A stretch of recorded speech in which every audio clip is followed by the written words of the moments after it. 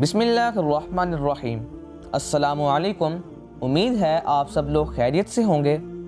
Insurance وہ لفظ ہے جو ہر انسان کی زبان پر زندگی میں کبھی نہ کبھی ضرور آتا ہے، اور جب بات ہو مسلمان کی تو ساتھ زبان پر یہ بھی آتا ہے کہ آیا کہ انشورنس حلال ہے یا حرام۔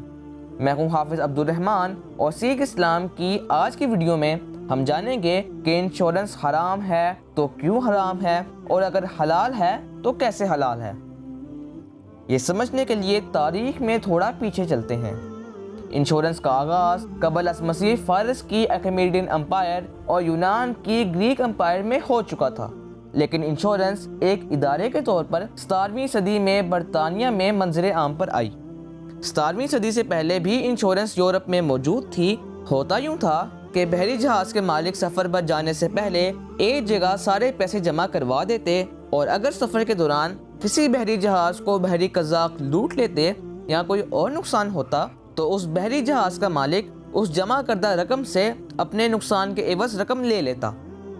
انشورنس کا آغاز تو نیک نیتی پر مبنی تھا، اور اس کا اہم ترین مقصد خدمت خلق خداوندی اور لوگوں کی املاک کی حفاظت تھا۔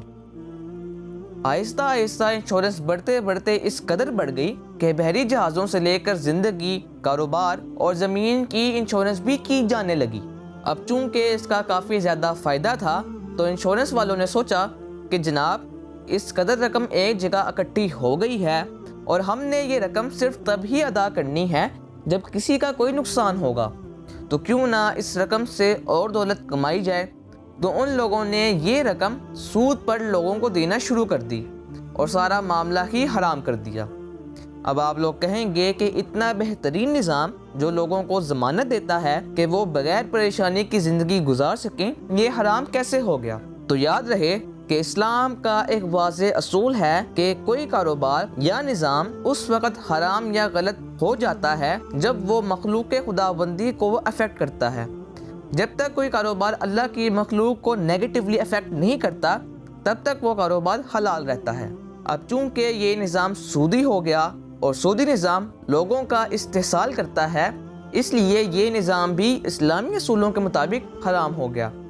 سود کے بارے میں اللہ تعالیٰ قرآن مجید فرقان حمید میں فرماتا ہے کہ اے ایمان والو، اللہ تعالیٰ سے ڈرو اور سود کو چھوڑ دو اگر تم سچ میں ایمان والے ہو، اور اگر ایسا نہیں کرتے تو اللہ اور اس کے رسول کی طرف سے اعلان جنگ سن لو۔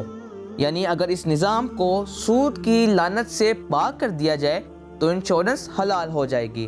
جب تک انشورنس کے کاروبار میں یہ قباحت رہے گی تب تک انشورنس کروانا اللہ اور اس کے رسول کے ساتھ اعلان جنگ ہے، کیونکہ آپ انشورنس کروا کر اس سودی نظام کو سپورٹ کرتے ہیں جسے اللہ تعالیٰ نے حرام قرار دیا ہے۔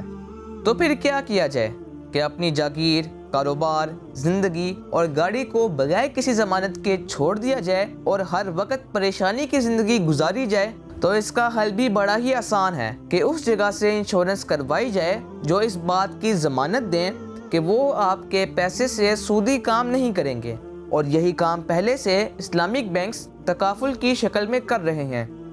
اسلامک بینکس آپ کے پیسے سے کاروبار کرتے ہیں، اور جو اس سے منافع ہوتا ہے اسے اپنے صارفین پر خرچ کرتے ہیں۔ اب آپ لوگ کہیں گے کہ بھائی ڈیفرنس کیا ہوا، یہ لوگ بھی تو آگے سے کاروبار ہی کر رہے ہیں۔ تو یاد رکھے اللہ تعالیٰ قرآن مجید فرقان حمید میں فرماتا ہے اللہ تعالیٰ نے تجارت یعنی کاروبار کو حلال کیا ہے اور سود کو حرام کیا ہے۔ تو آج ہم اس نتیجے پر پہنچے ہیں کہ انشورنس کروائی جا سکتی ہے اگر سود شامل حال نہ ہو۔ ایسی ہی ویڈیوز دیکھنے کے لیے سیکھ اسلام کو سبسکرائب کیجئے اور بیل آئیکن کو کلک کیجئے۔ صدقہ جاریہ کے لیے اسے دوستوں کے ساتھ شیئر کیجئے۔